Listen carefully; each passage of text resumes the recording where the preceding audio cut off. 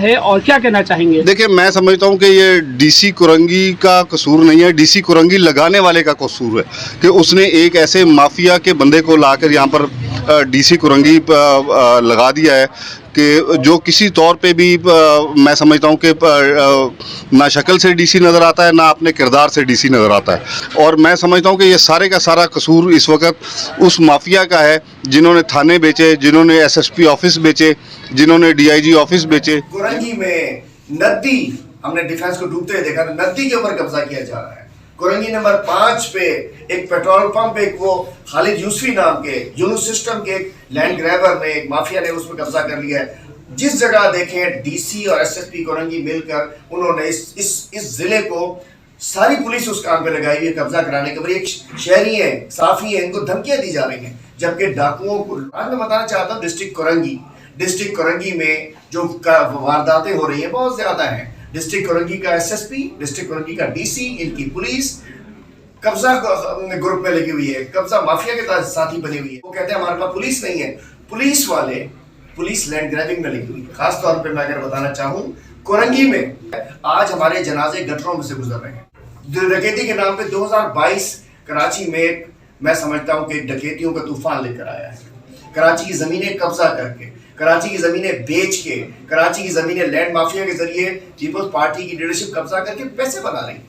2022 target killing का एक तूफान लेकर आया है, 2022 जराइम का एक तूफान लेकर आया है। पुलिस हमारी बिल्कुल नाकाम हो चुकी है।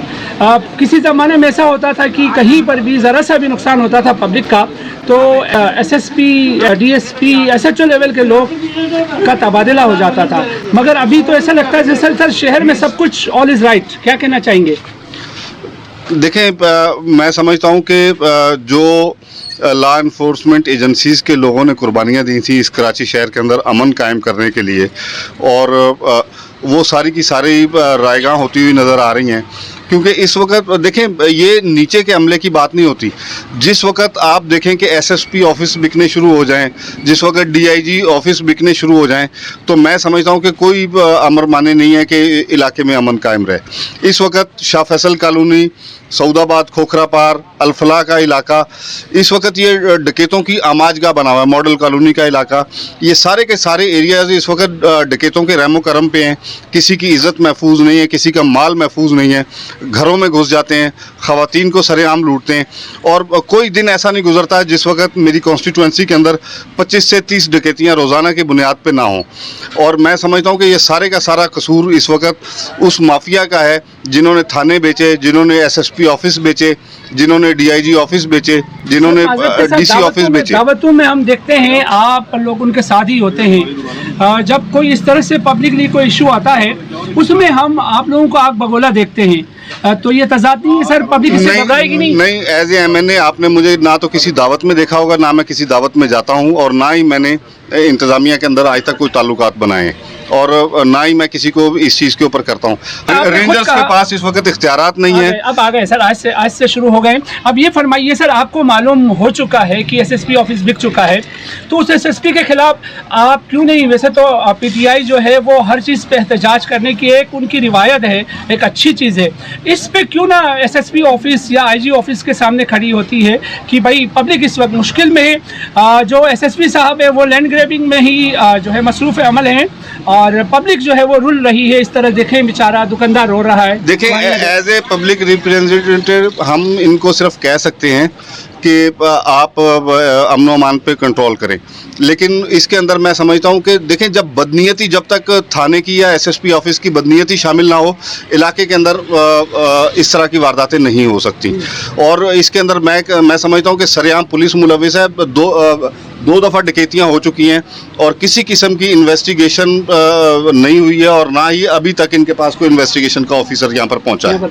अच्छा सर, आखिरी बात डीसी कुरंगी के हवाले से करूँगा। डीसी कुरंगी साहब लैंड ग्रैबिंग में सरपरस्त है बाकायदा। अच्छा जी, जब वो कहीं किसी मौके पे खड़ा हो जाता है सहाफ़ियों के दरमियान, तो कहता है ये किसी भी किस्म का कोई भी कब्ज़ा होगा, या तो वो कब्ज़ा रहेगा या डीसी कुरंगी रहेगा। मगर अमली तौर पर आप देख रहे हैं 12 एकड़ पे, जो कि एक हसासियत की हामिल है, मनी अली नदी वहाँ कब्जा हो रहा है और डीसी कोरंगी तमाशा देख रहा है, वजह क्या है और क्या कहना चाहेंगे? देखिए, मैं समझता हूँ कि ये डीसी कोरंगी का कसूर नहीं है, डीसी कोरंगी लगाने वाले का कसूर है कि उसने एक ऐसे माफिया के बंदे को लाकर यहाँ पर डीसी कोरंगी लगा दिया है कि जो किसी तौर पे भी मैं समझता हूँ कि ना शक्ल से डीसी नज़र आता है, ना अपने किरदार से डीसी नज़र आता है।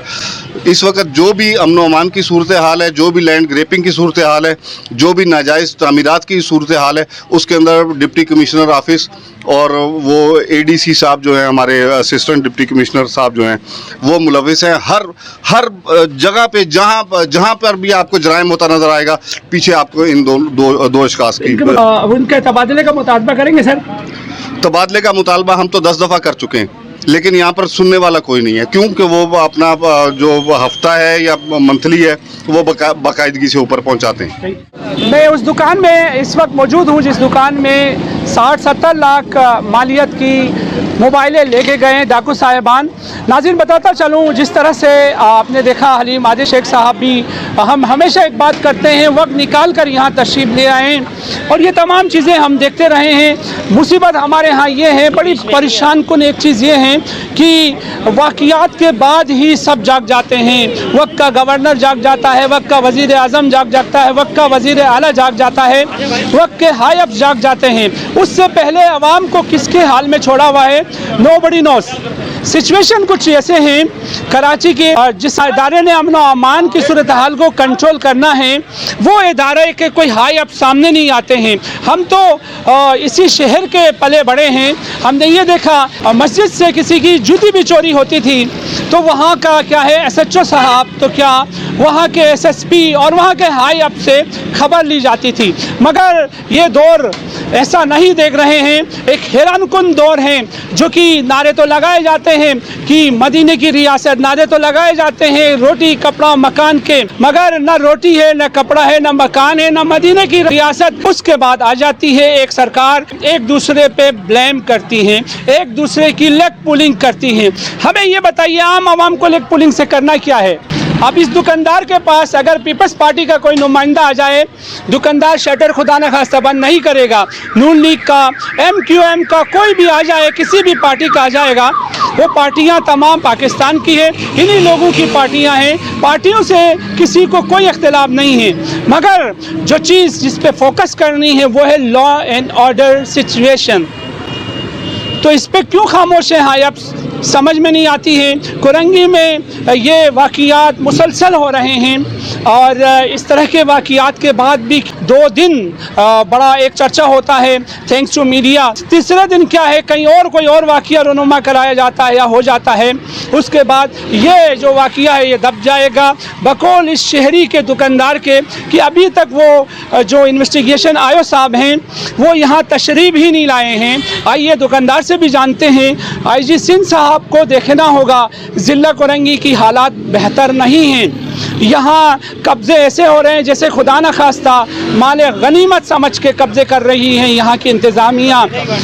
12 एकड़ पे 20 एकड़ पे कब्ज़े हो रहे हैं, खुले आम हो रहे हैं। यहाँ मनेशियात का गढ़ बना हुआ है, गुटके मावे की फैक्ट्रियाँ यहाँ से बरामद हुई हैं और चल रही हैं। अभी भी गुटखा मावा ऐसा चल रहा है जैसे कि कोई सवाबे दारैन के लिए कोई चीज़ डिस्ट्रीब्यूट की जाती है तो वो लोग ऐसा ही लेते हैं और जो दे रहा होता है खुदा तरस इंसान वो हर एक को तकसीम कर रहा होता है।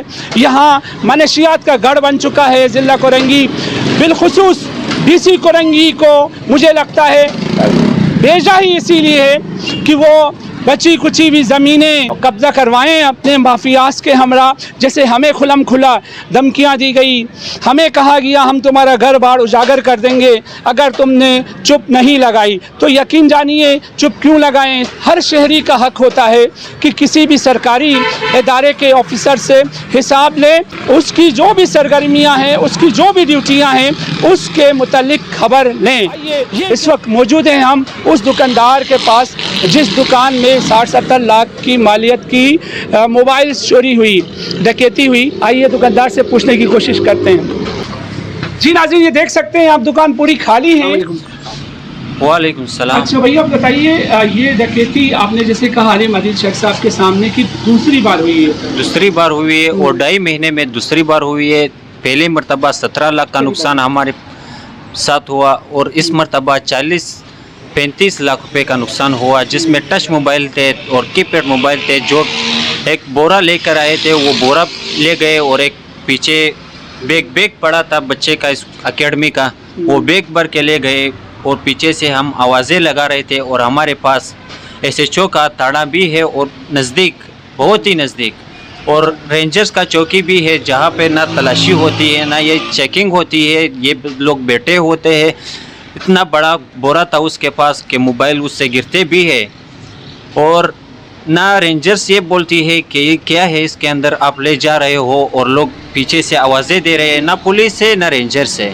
अच्छा ये बताइए, ये तमाम तर मामलात हो जाते हैं दूसरी बार, पहली बार जब हुए थे तो कुछ गिरफ्तारियां भी हुई थी या नहीं हुई थी? पिछली मरतबा जो हुई है एक डकैत पकड़ा था जिसने माना भी कि हमने इतना माल ले गए था और इतने पैसे ले गए थे और हमने क्या क्या किया सब मान लिया, और ये भी बोला था कि इसका फ़ोन नंबर ये है और इसका मकान नंबर ये है, सब कुछ बता के SHO ने ना कार्रवाई की ना उसे पकड़वाई।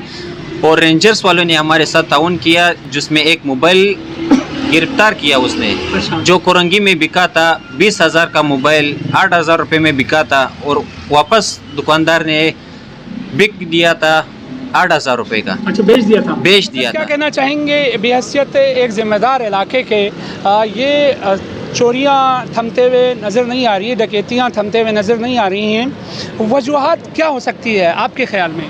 मैं ये समझता हूँ कि इससे पहले जैसे रेंजर्स के पास इख्तियारात थे, पुलिस तो अपना काम करती ही रहती है, लेकिन जब से ये पुलिस दो हिस्सों में बटी है, ऑपरेशन वाले हजरात अलग होते हैं और इन्वेस्टिगेशन वाले हजरात अलग होते हैं। होता ये है कि कारोबारी हजरात भी कुछ ऐसे होते हैं, अगर कोई पुलिस इंटरोगेशन में किसी को पकड़ भी ले तो ये शनाख्त से इनकार कर देते हैं। ऐसा नहीं होना रेंजर्स तो वफाक के अंडर में हैं, वफाक कल अगर हुक्म सादर फरमाएगी, आज ही क्या है कराची रेंजर्स के हवाले हो जाएंगी, फिर ये पुलिस का क्या काम होगा? इनको कहाँ भेजें? ठेले वालों की क्या रखवाली करवाएं? लैंड ग्रैबिंग की रखवाली के लिए रखें? क्या करें इनको? इस काम के लिए रखना चाह रहे हैं आप लोग? नहीं सर, पुलिस एक इदारा है और पुलिस पहले भी मौजूद थी। जब अब रेंजर्स के पास इख्तियारात थे भी तो FIR और जो जितना भी इंटरोगेशन वाला काम था वो पुलिस के पास ही था और होना भी इन्हीं के पास चाहिए, लेकिन ये इस वक्त अपनी जिम्मेदारियां पूरी या कर नहीं पा रहे या करना नहीं चाह रहे। जिम्मेदारी की बात आती है तो हम क्यों ना हक और सच की बात करते हैं। अगर हमारी पुलिस अच्छा काम करती तो रेंजर्स को बुलाने की ज़रूरत पड़ती। आप भी आवाज़ दे रहे हैं रेंजर्स को? सर हम रेंजर्स को इस वजह से आवाज़ दे रहे हैं कि एक रेंजर्स का मोराल कराची के हवाले से बुलंद रहा है, क्योंकि इन लोगों ने उन सर जान है तो जहान है ना, आप ऐसा क्यों नहीं कहते हैं कि यस ये फेलियर है इनकी पुलिस की और रेंजर्स को या आर्मी के हवाले कर रहे हैं कराची को? थोड़ी सी जुर्रत का मुजाहरा करें ना सर, आप सदर हैं माशाल्लाह से। मैं बिल्कुल जुर्रत का मुजाहरा करता हूँ। मैं बहैसियत सदर अपने खान साहब से बल्कि गवर्नर सिंध से मैं अपील करूँगा कि रेंजर्स को वो इख्तियारात दिए जाएँ जो इससे पहले ऑपरेशन के दौरान हुआ करते थे। बकौल दुकानदार के कि 2 बार ये डकैती यहाँ हुई है, क्या समझते हैं आप? पुलिस की पेट्रोलिंग में कमी है या कोई और मसला है? सर ज़रा खुल के बताएं, क्योंकि हमें लगे आप बिल्कुल लाउड स्पोकन हैं। अस्सलाम वालेकुम, इंस्पेक्टर शमसुज़्ज़मान SHO शाबसर कॉलोनी। इनकी अक्टूबर के महीने में एक वारदात हुई थी, उस पर हमने काम किया था और कुछ काम अभी भी बाकी है, चल रहा है उसमें काम। उसमें हमने एक मुलजिम को गिरफ़्तार किया था। उस मुलजिम ने मलिर कोर्ट के अंदर ख़ुदकुशी की थी, अपने गले में ब्लेड मारा था, फिर वो अस्पताल चला गया था। हमने उनसे बाकी मुलजिमान के नाम डिस्क्लोज़ कराए थे और जो हमारे उस पर हैं CDR हम उसके ले रहे हैं। बाकायदा उनकी पोजीशनें जो है वो कभी अंदरूनी सिंध में होती हैं, कभी पंजाब में होती है, कभी KPK में होती है और हम उस पर भी काम कर रहे हैं। ये जो वारदात हुई है सर ये बताइए, इससे पहले जो SHO साहिबान थे जब मोबाइल नहीं था उस वक्त इतनी डकैतियाँ नहीं थी जितनी आज है। अगर हम उसको बरी ज़िम्मा करार दें किसी में जो है वो KPK की है या पंजाब है या आउट ऑफ सिटी की होती है, तो इससे क्या बरी ज़िम्मा होना चाहिए पुलिस को? पुलिस की जो हमारे पास जो वसाइल है हमने उनको बरोकार लाए हैं और हम बाकायदगी से पेट्रोलिंग करते हैं। और यहाँ के जो हमारे कमाल भाई हैं जिनके साथ वाक़या हुआ है उनको भी इल्म है और वो इस बात पर भी मतलब है कि बरमला कहते हैं कि पुलिस मेरे पास ڈیلی آتی ہے اور ہر وقت ہوتی ہے. اتفاق کی بات ہے کہ یہ واقعہ جو ہوا تو رات کو تقریباً 8 سوا 8 ساڑھے 8 بجے کا ٹائم تھا. اس وقت پولیس کی نفری کی چینجنگ بھی ہوتی ہے, لیکن اس کے باوجود بھی ہم کوشش کرتے ہیں کہ ہم اپنی چینجنگ جو ہے علاقے میں کر لیں. تانے پہ ہم ڈپلائمنٹ نہیں کرتے ہیں سر کیونکہ ایمانداری سے ایک کوشچن جاننا چاہوں گا. یہ بتائیے کہ ایس ایچ او چاہے تو علاقے میں کرائم جو ہے وہ زیرو کر سکتا ہے یا نہیں کر سکتا ہے؟ زیرو علاقے میں بہت سارے لوگ رہتے ہیں, آبادیاں ہوتی ہیں, باہر سے لوگ آتے ہیں اور ہر قسم کے لوگ اس میں رہتے ہیں, تو زیرو تو ممکن نہیں ہے. سر سندھ پولیس ماوا جو کہ کھلا عام بک رہا ہے اس پہ تو کنٹرول نہیں کر سکتی, دیگر منشیات کی کیا بات کریں؟ آپ کے سامنے ہم کون سے مسائل رکھیں جو کہ کورٹ کے احکامات ہیں, آپ کے اعلیٰ افسران کے احکامات ہیں کہ منشیات پہ کنٹرول کریں, بالخصوص گٹکا ماوے کے اوپر. آپ نہیں سمجھتے کہ آپ کے علاقے میں کھلم کھلا کیا ہے, ماوا بک رہا ہے؟ ہاں بالکل ایسا نہیں ہے. لوگ کہتے تو ہیں لیکن ہم نے اتنی سختی کی ہوئی ہے کہ سب سے زیادہ ایف آئی آر ہم نے کاٹی ہے اور ہم کاٹ رہے ہیں. کل بھی ہم نے پرسوں بھی ہم نے ایک ایف آئی آر کاٹی ہے اور ہم ہفتے میں 3-4 ایف آئی آر تو ماوے گٹکے کی کاٹتے ہیں. اور جتنے بھی بیچنے والے ہیں اور یا جو بنانے والے ہیں جو بھی ہمیں ملتے ہیں ہم اس کو اٹھا کے بند کرتے ہیں. ہمارا